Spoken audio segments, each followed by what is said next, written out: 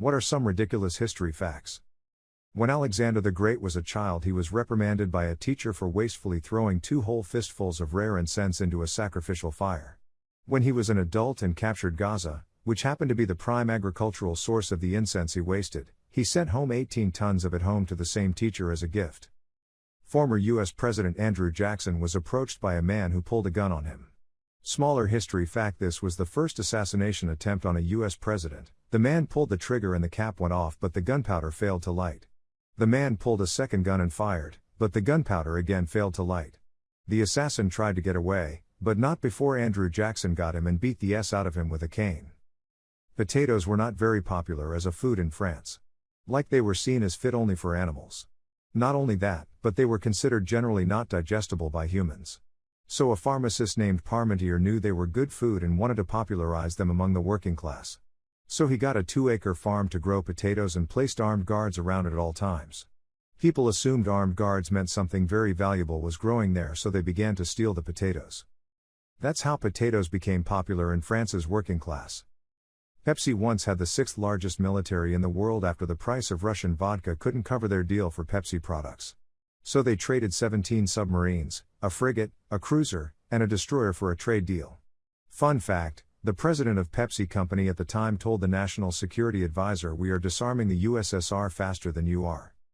General Omar Bradley was stopped by MP during the Battle of the Bulge in World War II due to them thinking he was a Nazi infiltrator.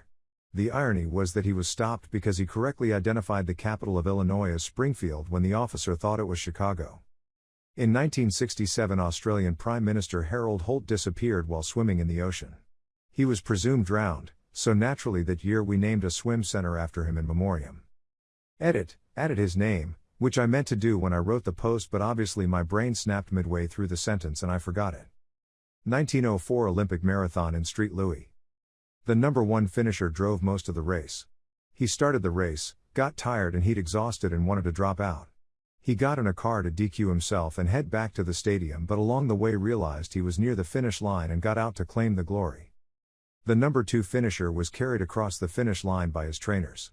On a bogus pseudoscience theory, the trainers had been giving him a mixture of brandy, egg whites, and rat poison instead of water. When it came out that the number 1 finisher had driven most of the course, this guy was given the gold despite the help from his trainers to finish.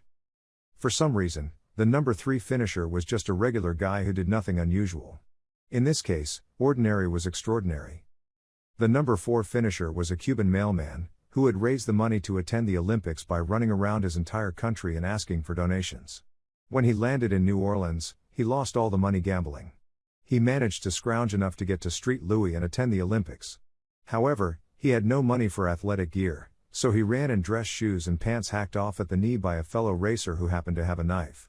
He probably would have come in first had it not been for the hour-long nap he took on the side of the road after eating rotten apples he found at an orchard near the course. The number 9 and number 12 finishers were from South Africa, and ran barefoot. South Africa didn't actually send a delegation. These were students who just happened to be in town and thought it sounded fun. #9 was chased a mile off course by angry dogs. Half the participants had never raced competitively before. Some died. St. Louis only had 1 water stop on the entire run. This, coupled with the dusty road, and exacerbated by the cars kicking up dust, led to several fatalities. The Russian delegation arrived a week late because they were still using the Julian calendar until 1918, while effectively the rest of the world had switched to the Gregorian calendar. Credit to you /Drakon_Pyrothine for this synopsis, which I have shamelessly stolen and tweaked just a little for clarity and brevity. Third place was also unusual. Albert Corey was a Frenchman living in the United States and a member of the Chicago Athletics Association. There was confusion as to which country he was representing as the games were combined with the U.S. national championships for various sports, and the race officials were confused by his documents. In the marathon he was counted as running for the U.S., but was counted as French in the 4-mile relay. Once FDR died, Truman didn't know about the Manhattan Project, but when he found out he subtly tried to tell Stalin they were working on something big. Stalin was like, "Yeah dude, I knew before you did." Since he had so many spies in America. Henry Cavendish. The man who was vital in the discovery of gases and discovered hydrogen. He inherited a ton of money from his uncle, and built a special castle, I think. He was incredibly introverted, so it was designed so that he never had to meet or see any of his servants. He communicated with them through notes only. He did, however, appreciate other scientists coming to visit and talk. His works mostly came after his death, of course, but I found this guy interesting. In 1908, there was a car race around the world that started in NYC. The route would start in NYC to San Francisco to Valdez, Alaska, across the Bering Strait, through Russia and Europe, with the finish line in Paris. Cars were relatively new and road infrastructure was limited to only metropolitan areas, and even then, a lot of it was cobbled stone. But what you might have thought, is how in the world can a car get across the Pacific?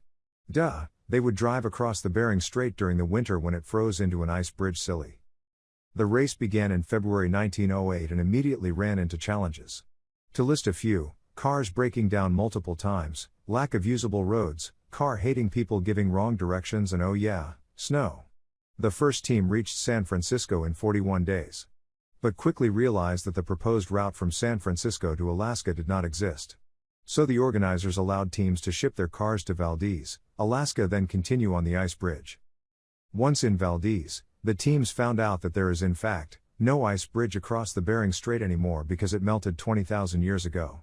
Small oversight. Organizers then allowed teams to ship their cars across the Pacific to Japan, then Russia to carry on. Despite all unpredictable and hilariously predictable odds, the winning team arrived in Paris 169 days later. Highly recommend to listen about it from the Dollop podcast. There's more nonsense that happens that I couldn't fit in / remember. Hannibal's defeat of the Romans at Lago Trasimeno. By leaving soldiers to light fires in the hills, he created the illusion that his army was 3 days' march away, when tens of thousands of men were actually concealed in the hills just above the lake. The Romans were surprised on the shore and trapped between the onslaught and the water. In their armor, half of the 30,000 Roman troops were either killed in battle or drowned in the lake. 5,000 were captured and the other 10,000 staggered back to Rome, creating panic that the greatest army in the world had just been handed their A by a Carthaginian upstart. It was the greatest ambush in military history. During the Viking era, there was a leader named Sigurd. He allied with a Viking warlord named Thorstein. He wanted to conquer more land and expand his territory. He had already been very successful in doing so. This was until he feuded with another leader called Mal Buck-toothed or Mal Tusk, as his front 2 teeth were abnormally large and buck-toothed. They decided to settle their matters on the battlefield and both agreed on bringing 40 men each for the battle. However, Sigurd ignored the terms and brought 80 men. Buck-toothed had realized he had been betrayed but did not give up. They killed a number of Sigurd's men, but alas, they were overpowered and were all killed. Here's the catch: after the battle, Sigurd ordered his men to behead all the enemies and tie them to their saddles as trophies. However, as Sigurd rode home in victory, the severed head of Buck-toothed pierced his leg, which led to an infection, killing him soon after.